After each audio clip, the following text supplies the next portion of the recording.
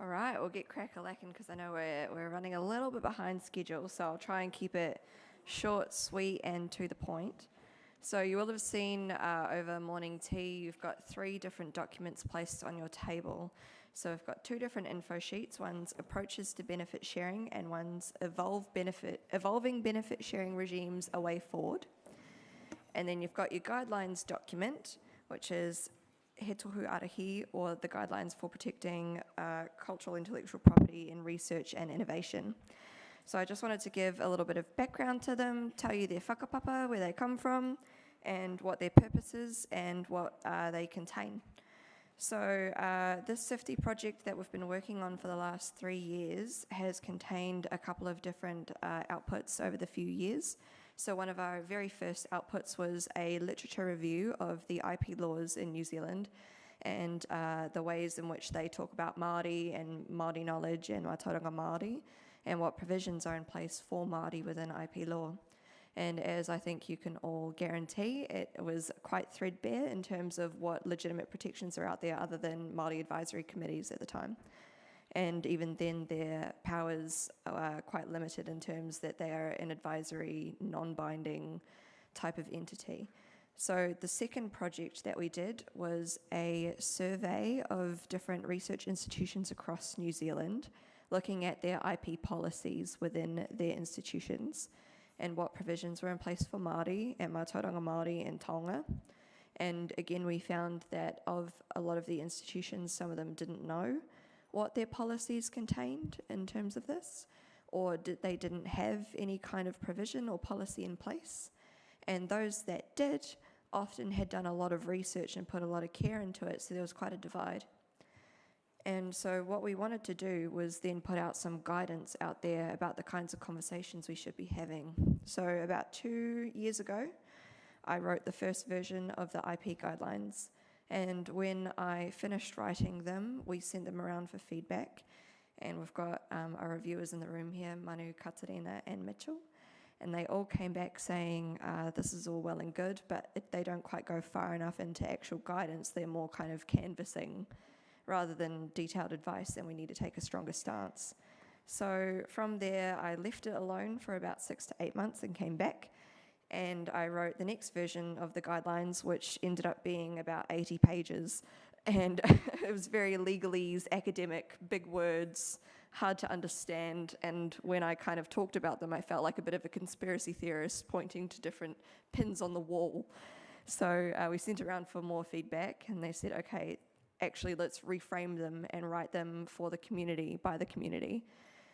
Researchers and academics already have access to this kind of advice when they do their own research, but for our communities back home, for our whānau, really giving them the capacity to understand what kind of conversations we should be having and what questions they should be asking should be the new focus of where we could really drive this work. So the guidelines that are sitting in front of you now are something like version 8 or 10, and they've been cut in half, and they've been shortened and simplified in different ways and added to in different ways. So I just want to give you a little overview of what's inside. So first of all, we have the background, which is kind of the legal background and the different things that come into play when you're looking at your Mātauranga Māori and what kind of protections are out there. So you have your domestic IP law, so you've got your patents, your PVRs, copyright, etc. And then you've got under domestic law, contract law, which is what we were talking about earlier, and about one of the easiest ways, which I'll describe in a minute, to really start to protect your Mātauranga is through contracting and research agreements. Then you've got your extra legal tools, such as your institutional policies, tikanga, and the traditional knowledge and biocultural labels and notices.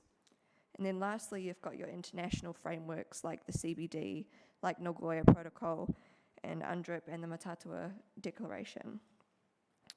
So when you're trying to balance looking after Mātauranga Māori and Tonga in a research agreement or a research relationship, you've got these different tensions that kind of come into play, like the tension between ownership and kaitiakitanga, the tension between access and use, and consent and governance. So where do these things lie when it actually comes to on-the-ground research? What does use actually mean? What does it mean to give our consent? So over the course of the guidelines, we take it through kind of a chronological space. So first of all, what it looks like to build a relationship with a researcher or a team of researchers, what needs to be happening at a relationship building initial level, what kind of questions you should be asking of them, and feeling out whether these are partners that you actually want to be working with that will be respecting the things that are really important to us as a community. Next, we go into contract building, what sort of things should be in a research agreement, and then an IP agreement, and then a data sharing agreement, so the different things that should be covered and discussed. So this is meant to be a starting point. It's by no means extensive. It's just the kind of topics that you should touch on. And then after that, you get into the last little bits, which are kind of what happens after that. What are the next steps? What happens if you want to commercialize? What happens if you want to extend the project, and how you should document your experiences for other communities to learn from. After that, you'll see right at the back, we've got this big list of questions to ask. Originally, this was 10 pages on its own. So just some various questions to really start the conversations going between the communities and the research institutions. And then you've got an overview of the labels. You've got an overview of the intellectual property laws in New Zealand and what they currently do and do not cover. The Y262 recommendations, and then some other sources for further reading. So the intention behind this document is for it to go into communities. It wasn't made necessarily for researchers, although I understand that researchers will find a lot of value in this in their own way. It's meant for the community to really have to refer back to when they want to start building a relationship or they get approached about where to go and what kind of conversations to have. So that came out this morning, as did these other info sheets. So these are just, the info sheets are little snippets. They're meant to be kind of conversation starters or just like a little brief overview to really start to get you chewing on some of these concepts. So Approaches to Benefit Sharing shares a couple of different case studies from New Zealand and internationally about a couple of different case studies that have worked in the past and the different kind of outcomes that came out of those relationships in terms of benefit sharing. And then for the evolving benefit sharing regimes a way forward, with our little mushroom here, this one is meant to be a little more provocative. So it gives you a little cover of the New Zealand context and the international context in terms of benefit sharing regulation. And then right at the end, you'll see there's kind of a tidbit on what would happen if we were to set up some kind of multilateral fund in New Zealand. So if you heard my kōrero earlier, I was talking about the potential multilateral fund for DSI and for it to be an international regime. The CBD is still in New Zealand subject to our domestic laws. So while we are a signatory to the CBD, our own domestic laws take precedence. So if we were to set up a benefit sharing regime in New Zealand that was more effective for Māori, do we want to go down that route or do we want to stick with the international legislation? So it's kind of meant to give you a bit of provocation to think about where this could go in the future and how it could develop. So this was written by Bobby Brooks, Regina, myself, Natalie, and Maui. And this one was written by myself, Maui, and then also we've got Natalie and Regina, who also helped edit and write this one as well. So we hope you enjoy them, and we hope that you take them home and read them, and I hope they provoke some thoughts, feelings, and opinions to help you have further conversations on this and to let this kind of kaupapa that we're having today continue on. So kia ora, thank you so much.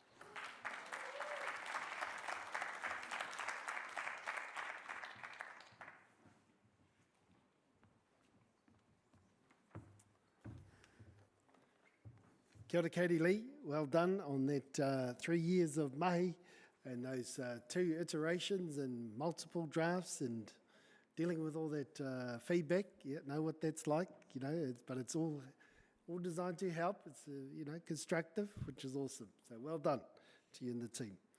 We've come to now is the final panel discussion for our summit today.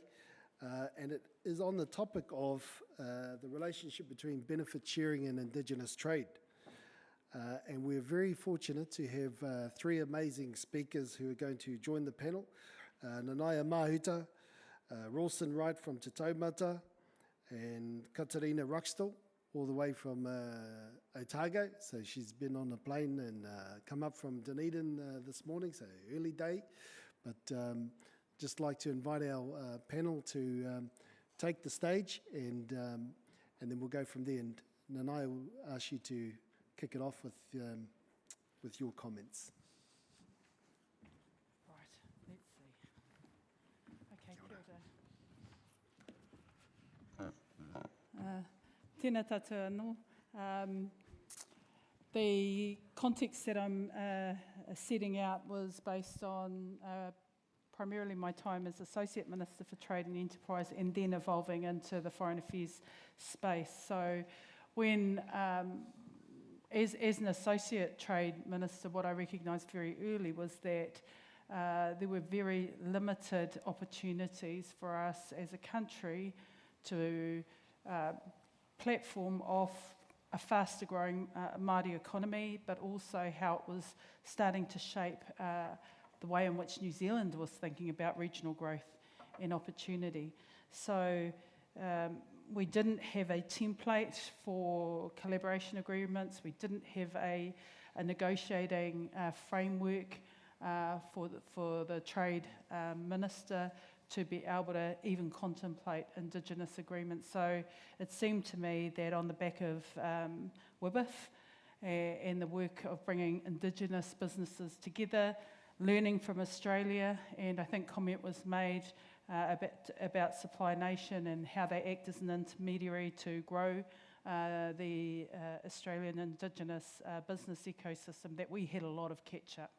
Anyway, long story short was that off the back of some business engagements with Indigenous groups, it appeared to me that New Zealand could start with some workable opportunities in the collaboration area. So we had the first collaboration agreement with Australia. Effectively what that sought to do, based on strong relationships country to country, government to government, but eventually strengthening our business to business connections, was to use procurement as an opportunity to cross-fertilise and share from each other's experience, as well as tourism, as well as social development projects. Those were all the natural connections between ourselves and Australia, that we were already engaging at international fora. We were already sharing these experiences around language revitalisation, community education models, and we were learning from Australia in terms of their procurement approach. That agreement, in effect, became the template for the Canadian collaboration agreement, which we signed after COVID, and we, again, modelled on a similar basis. It wasn't necessarily a trade and economic agreement, it was a broader relationship agreement to fertilise the ground for having some business-to-business, Indigenous business-to-business relationships. So that's the whakapapa of the collaboration agreements. And people might, on reflection, say, actually, it doesn't add value to our economy. Well, it adds huge relationship kudos. And what it does is it creates a bridge with two nation states who have similar experiences to ours, for our Indigenous peoples to continue to engage in a very methodical way on the things that are most of interest to each other and that we can learn from. Then we started to embark on some internal work. This is the work that Lane is leading in TPK and continues to lead, about trying to articulate, okay, if we were going to venture forth and support the growth of the Māori economy in the trade and economic space, understanding that relationships are actually at the front end of our aspiration and opportunity, because of the credibility it brings towards growing Indigenous economies, then there were a couple of practical things that we could do. Commence the work with Te Puni Kōkiri, so that they were figuring out some of the architecture that could inform a whole of government approach, especially for NZTE, MFAT, MB, MPI, Te Puni Kōkiri as primary contributors to Tauta Whiri. Figure out how that might work in terms of giving some ballast to the negotiation space. And then it came upon us that we were wanting to grow the relationship with the UK. So the UK Free Trade Agreement was an opportunity for us to test with the most natural partner that could help an Indigenous trade chapter, the UK, to actually test them on their treaty, their historical treaty obligations. Well, that was a mammoth test in sentiment and aspiration because there was no template around how to do Indigenous chapters. We were largely leaning into diplomatic relationships and, if you want to put it right there in a very cold way, guilting the UK into doing something to address some of the impacts of colonisation. As it happened, this was always my job to go out and test the diplomatic appetite around this. They'd seen the turn of the tide in terms of the sentiment of the previous government. They understood the high value and importance that was being placed on Māori aspiration, Māori economic development, the Treaty of Waitangi, and so it always became a feature in our diplomatic conversations, which then helped in a pragmatic way when we signed off the negotiating principles for our trade team to go in to sit in the room and start to work out these various aspects of what an Indigenous chapter could look like. We'd already given the high-level sign-off for our negotiators to go as far as we could go. I'll leave some of the insights and reflections to Rawson because Te Taumata were kind of sitting on the side of that whole process, advocating as well, and advocating very strongly for what that could potentially unleash in terms of, one, a template for an Indigenous chapter within the trade agreement space, but two, what it could unleash for more bespoke opportunities derived for Māori economic benefit. Long story short, a few tense conversations at the diplomatic political level we had, but we landed an Indigenous chapter. I think the proof of the pudding will be in its implementation, and over time we'll see where it fell short. But that's as you would expect, but we pushed as hard as we could on that particular one because I certainly believed and convinced my cabinet colleagues at the time to understand that we had to go hard with the UK, and anything else in any other free trade agreement would be a total sum gain, because we would learn from the UK agreement, we'd push again as hard as we could go on the EU FTA and also those of like mind. But where this all sits is that New Zealand still finds it hard to negotiate a free trade agreement with the US, with India, with the Middle East. So those are all extent kind of opportunities that sit over there. And I think if there were some reflection points for New Zealand, they would consider how to use the Indigenous opportunity and relationship building through these difficult kind of hard to reach FTAs to say, well, actually, start from a different place. Yeah?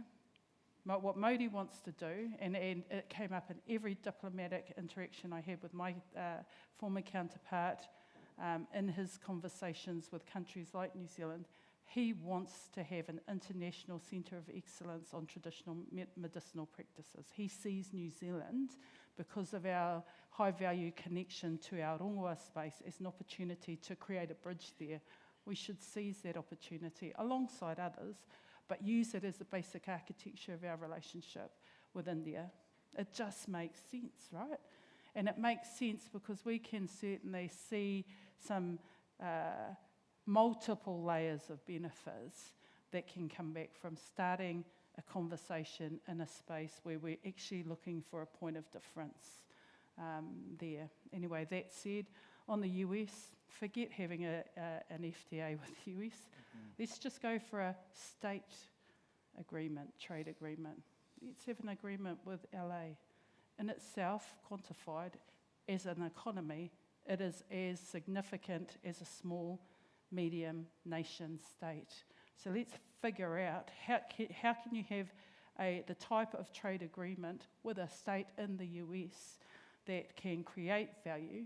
And again, we send enough NZTE delegations over to LA and just thinking in the wrong, not in the wrong, we're just not thinking in ways that could create different types of advantages. So cut our cloth according to where the opportunity exists and what that could look like from the outside in and the inside out. And then lastly, with the Middle East, again, this is where I see a lot of high value opportunity in sharing the transferable aspects of some of our experience. And what I mean by that is that we do have an opportunity to consider by sector some very bespoke opportunities across the Middle East where our way of working, some of it which has been spoken at in the panel previously, and I'm sure throughout the day, our way of working and our way of seeing the economy as holistic to environmental outcomes, social outcomes, cultural contributions and things like that. It's a holistic look. And in the Middle East, and significantly the likes of Dubai and Qatar, they are long-term investors. I think we had Kitty that just said they're they're looking to the Middle East as an opportunity, but they are long-term investors. They have no problem with business architecture that is framed around intergenerational benefits and things like that. So we just have to characterise ourselves in a way through the relationship that can help see through a shared window of opportunity. So there's no great myth or science to it. The deficits in our current system, I think until we get to the point where we are growing Māori trade negotiators that understand value, authenticity, provenance, all of these things where the new economy for Māori is growing into, we've got to grow trade negotiators who are able to push on that door. Rather than what generally happens is that the negotiating principles, big architecture of that will be developed by the trade team in MFAT. That will go to the key ministers. That will then be discussed by the whole of Cabinet, and there's the authorising, consenting space. But what you need is a more bespoke set of negotiating principles that can understand the trade-offs potentially in those big areas that may have a consequence on the Māori interests, and then start to inform where the wiggle room of negotiation could sit. So I do think that there's a deficit in the way in which we're growing our trade negotiators. The other thing that I would say is that having a entity or a group of advocates like Te Taumata solely advocating for opportunity, I think is a useful thing for government, but where it gets difficult is when we have this challenge between the work being undertaken by taumata whakapume and the Y262 stuff. If we haven't fully gripped up how we're protecting our taonga in order to utilise it, if that conversation isn't fluid and it's still staggered amongst ourselves, less clarity will go towards government as they're trying to figure these things out, and that's an uncomfortable position to be in, and I can tell you now, you just don't want to be in that position. And I thought those were the practical things that I could lean into. Relationships, my experience tells me that none of this, as I said previously, happens by chance. You have to be opportunity driven, accept a high level of flexibility in your approach to achieving the types of agreements that push the boundary, and you have to create an enabling environment for that. If you don't have any of those permissions, then very difficult to achieve anything of substance that's going to, I think, stretch levels of political comfort. The good thing about it, though, people love to brag, and internationally, people love to brag that we were the first to do this and that. So always remember that the bragging rights of doing something different and bespoke and that can contribute to outcomes that are really seen as really hard, like Indigenous outcomes, should be well understood in order to get traction. Nō reira, tēnā tātou katoa. Kia ora. Kia ora. Kia ora. Tuatahi, hei mihi ki ngā whānau whānui o Te Kingi Tū Heitia, no te Waipounamu, no ngā awa, ngā maunga o te Waipounamu o Kaitahu, kia ki ngā mana whenua e noho ana i tēnei wāhi a tāhua, hei mihi ki te kānohi, o tōna whānau ki te mireikura, nā mihi ki a koe hoki.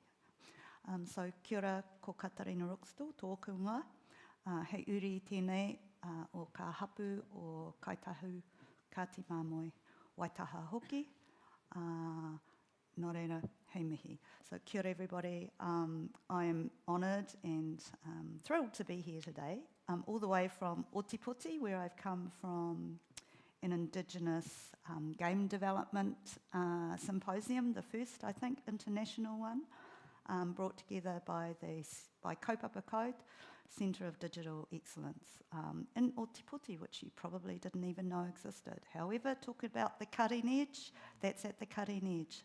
So our game developers are bringing the economy to us, bigger than the film industry. Where it's going, Google is following, Meta is following, they are following, because that's a business model that hardly any of us know about, and yet we have an Indigenous heart, a kaupapa heart to that. So I bring that as part of our Indigenous way forward, our Māori way forward. So that is the first, I think, international conference, and it's in Otipoti as I speak. Secondly, I'm here to talk about a few different things. First, I'm going to talk about monopoly power. Anybody got any pounamu on you? Put your hand up if you're wearing pounamu at this very minute. Not enough of you, as far as I can see. Okay, so pounamu, as we know, is a taonga species. Not a species, but one of our kōhatu. And it is a monopoly owned by my iwi. That did not happen by chance. That came out of our treaty settlement. So that is one way that we can think about our resources. Are we able to monopolise them in some way? Now that's a specific case, and that's not going to be for every iwi, but some iwi have monopoly taonga. How do you lean into that? What does that look like? Don't be afraid of it. Nobody else is afraid of a monopoly. We should not be. We should think about that. So secondly, I'm also been thinking about some other economic ways of thinking. And a lot of the kōrero that we've had over the last few years around our taonga species, and myself included, has been weighing up this balance between the kaitiaki principle and then the economic opportunity. And these two things are very polarising for our whānau and for our hapu and for our iwi to this very minute. And I've been reflecting, why is that? And there's two things going on that I see. And one is very much speaks to the things that our maraikura here has been talking about. This desire and need to secure so much for us at a fundamental level. And in economic terms, that's called Ricardian rents.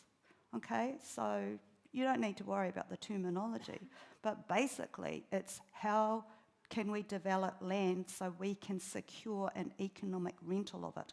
And what we know is that colonising peoples knew exactly how to do that. You take the land, you throw everybody and everything off it, you develop it, and the rent, the value, goes to you and your people. Okay? Now that is fundamentally not what we are talking about. And yet a lot of our iwi tribal agreements have been about putting us back into that whenua. And so the tension has been between some, and I can say this as Ngāi Tahu with quite a big property development company, that the tension between property development, but then that kaitiaki principle is real, and it's going on in every iwi at this very moment. Okay, and it's a tension. And nobody has necessarily got an answer, and we've taken years to decide how we're going to approach that. We now have taonga lands. So we've actually called them taonga. And we said, no, they can never be sold, ever. And in fact, we need more whenua. So we're getting into that Ricardian side, okay, with our property, but with a different whakaaro. And then we've got this, what I would call Schumpeterian approach. And Schumpeter, for those of you who know anything about innovation and entrepreneurship, is creative destruction. Okay, new things come in, they wash away the old, and then you've got a whole new innovation. And what I'm hearing today is a lot of that Schumpeterian spirit, that we are seizing an opportunity and we want to run with it. But this other side is going, ooh, hang on a minute. So we've got this sort of thing going on as our own Māori economy, driving us forward, but sometimes putting the stamp on us as well. And that's fine. We need both those spirits.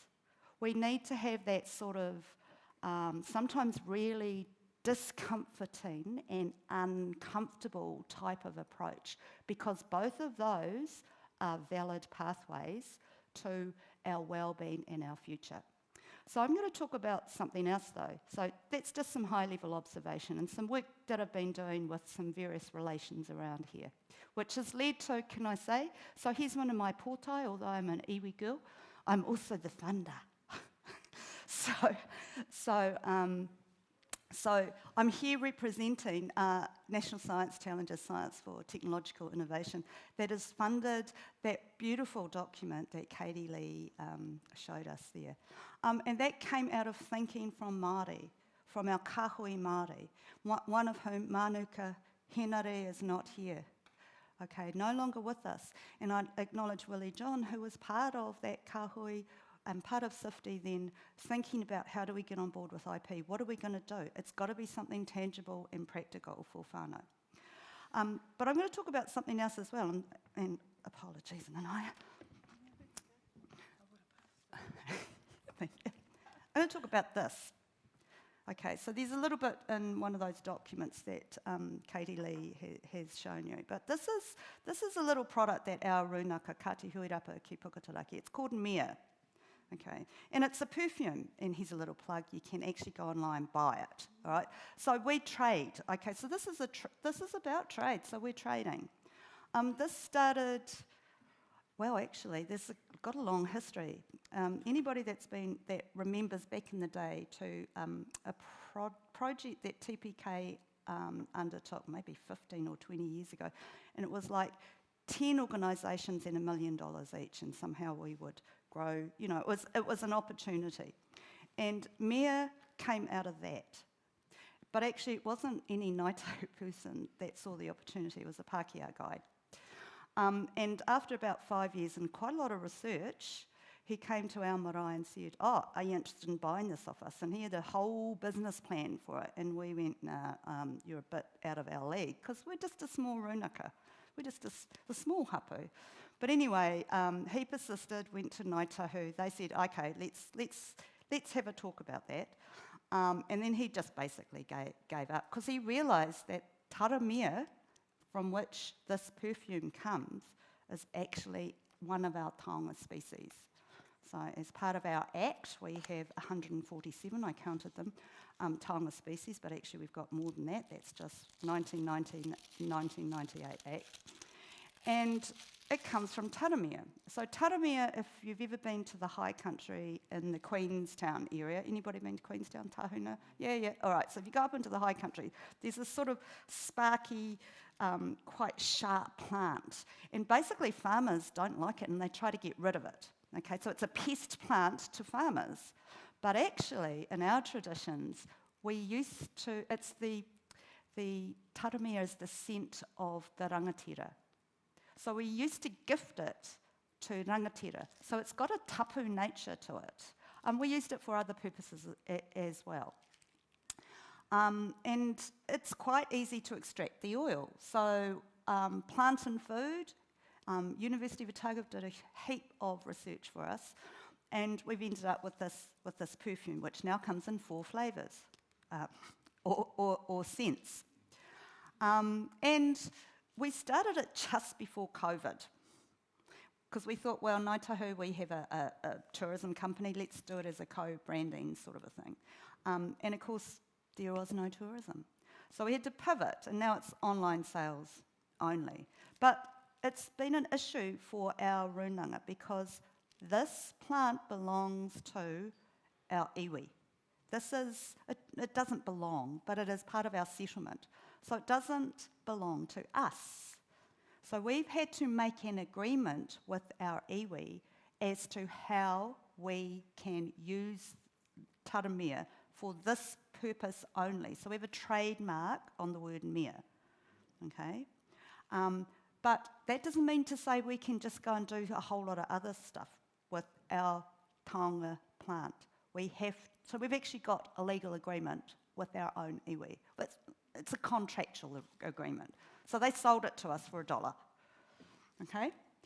So that's the difficulty for a hapu that is actually trying to commercialise a taonga species. Because as a hapu, we can't just go out, like some of our whānau are, going out, taking the plants and making a little business for themselves, showing that entrepreneurial spirit. We can't do that because we are actually a collective.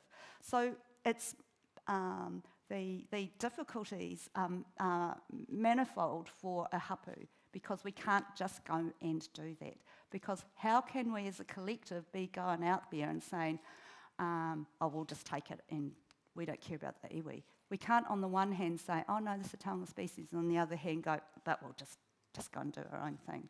So this is nothing unusual to any of you who are iwi hapu people. That's the issue that confronts you all the time. Are we making any profit on this? You may very well want to know. It, as our Runaka chair says, it washes its face. But it's not going to make millions. Okay, so this is not going to create large-scale employment in this form, unless we get into some of the other things that have been talked about. Okay, are there some extra economic powers, and that's a Marxist term that one of our young Ngāi Tahu accounting and economists has been thinking about. What are our additional extra economic powers? Okay, for example, the right of first refusal, that's an extra economic power. How do we use it fruitfully? Is it actually bringing us the benefit? Do we have particular types of, as we've been talking about, authentication, legitimacy areas that we can lean into, or provenance? Okay, those potentially are part of those extra economic powers that we might have, but we haven't really explored enough yet. I think Whakaaro maybe is doing some work in that space, and we are doing a little bit of work in that space. But I think there's a lot of work there that we might want to be thinking about. And for those of you who want to read his book, his name's Matt Scobie.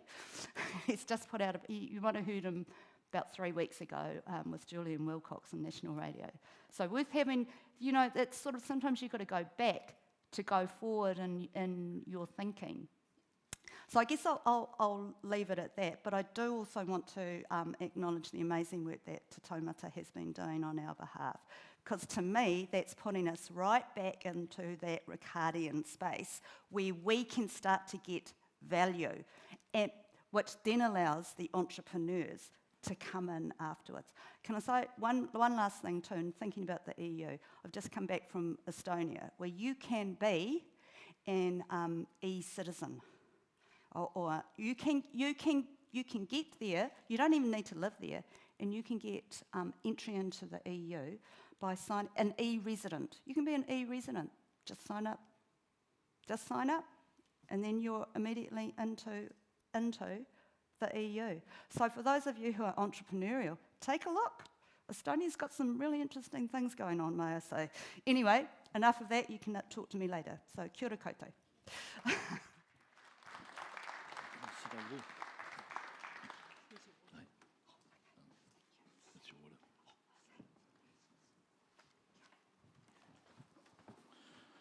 Tēnā koutou.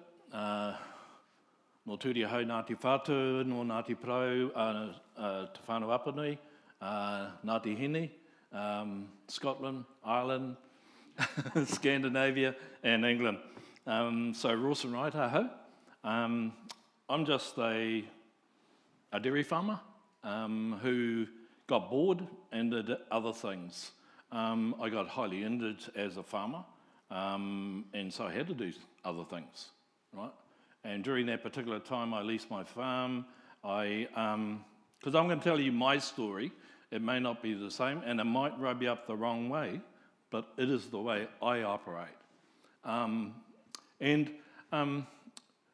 With that injury, I decided, what could I do? And I decided to go back to university and get a postgraduate degree in management. And I thought, I can do something with my brain. My body's not functioning very well. And after I did that, I went back farming. I couldn't work the farm, so I decided to sell it. From there, it took me into a whole lot of different space, especially around teaching unemployment people about how to do business management, how to grow organisation, which was a real challenge and probably the hardest sector to try and influence. From there, I went into ETSA, which was a tertiary education organisation. We certainly developed the unit standard system, and that's only starting to evolve now. So I put my problem down that I'm highly dyslexic. I get bored easy. I stayed here the whole day listening.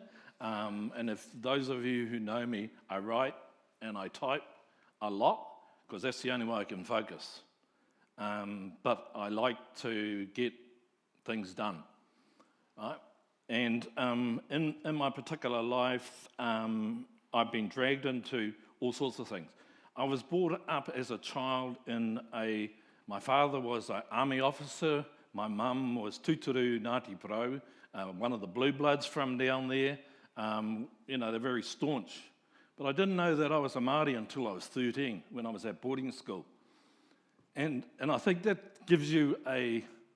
makes you challenged in a whole lot of way.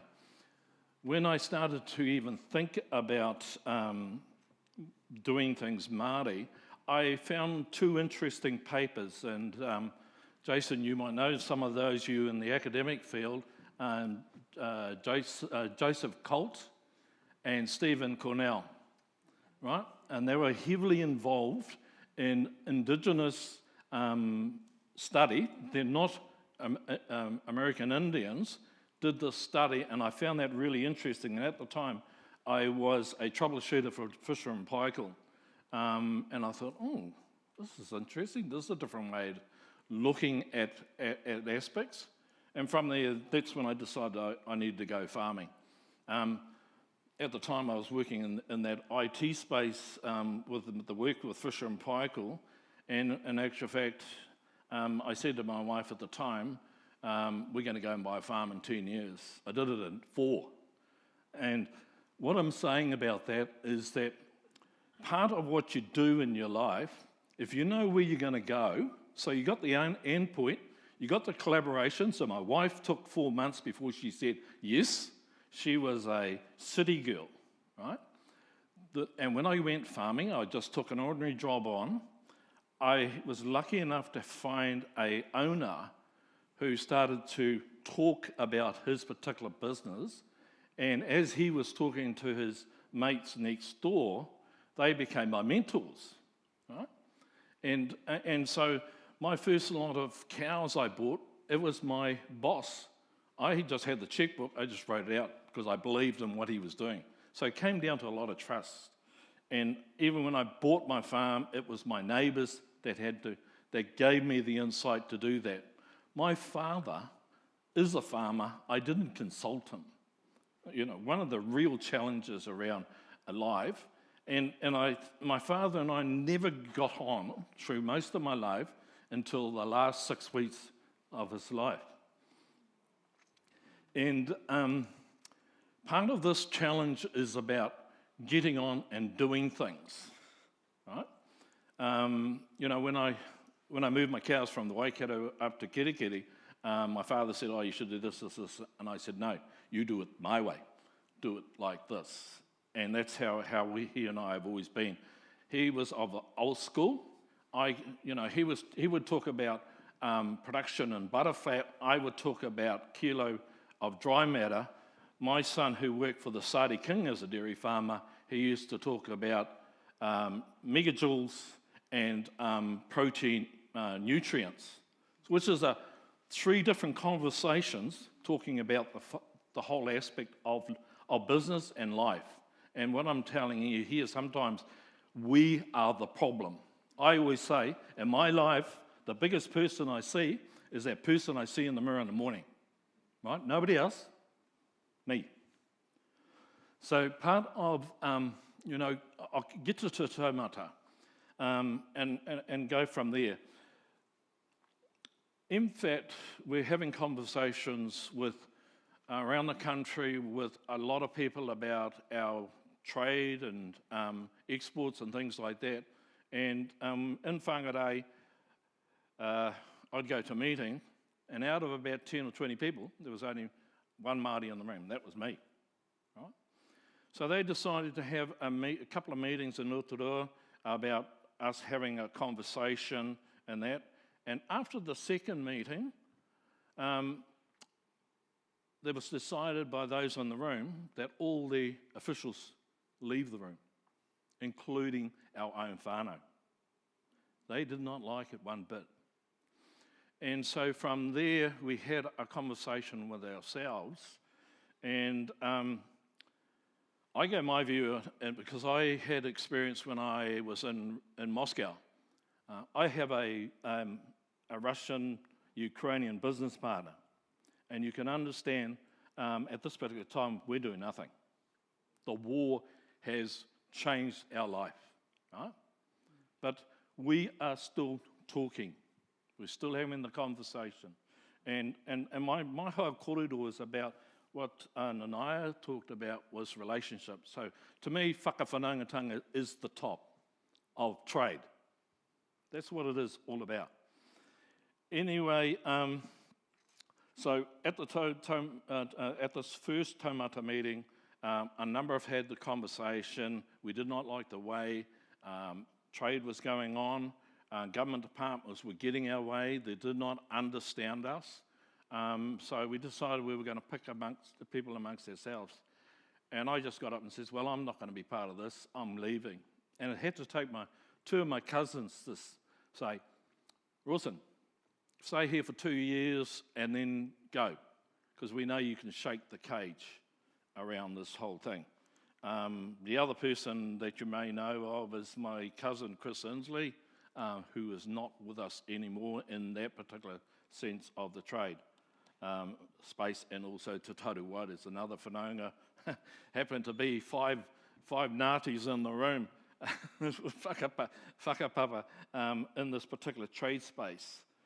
So that's where the concept of Te Taumata came, because nobody else was having this conversation as we saw it. I was on the executive or the business executive of FOMA at that particular time. But a number of us said, hey, export and trade is something different. And who's going to be there when it comes to doing the trade agreement? In the past, we did not see our whānau sitting at the front table as a partner, having that conversation when it came to the agreement. And I've got to thank Nanaia really for all of this, because she saw some light, and I'm sure that you must have had some sleepless nights and some strong conversations with some of you'll give me many nights, strong conversations with her whānau, because Te Taumata was a new organisation. It didn't have any kōrero didn't have any whakapapa of where it came from. It just happened to be just, born just like that. So and I think one of the things when you're dealing with business, especially banks, they don't look at the organisation.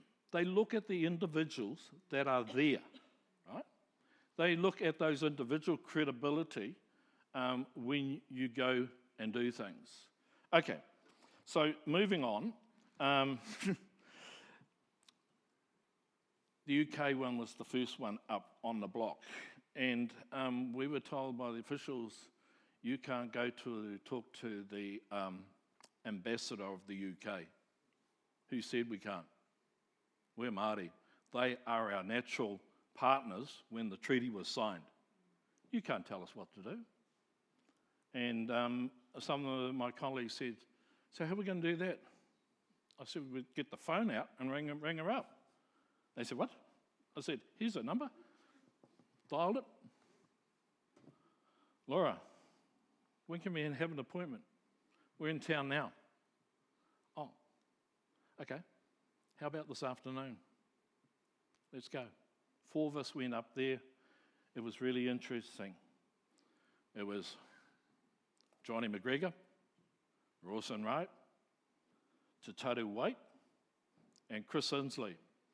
Think of those names, their surnames. All European English names. So, we just said to her, yeah, we actually whānau. We just happen to be operating from New Zealand. And we had the conversation around the Māori chapter and said, this is what we want. Firstly, we wanted to sit at the table. The officials wouldn't allow us to do that. Right? But it took a lot of work on her part, on Laura's part, and Nanaia's part, and ourselves just keep pushing. We just keep pushing. And I note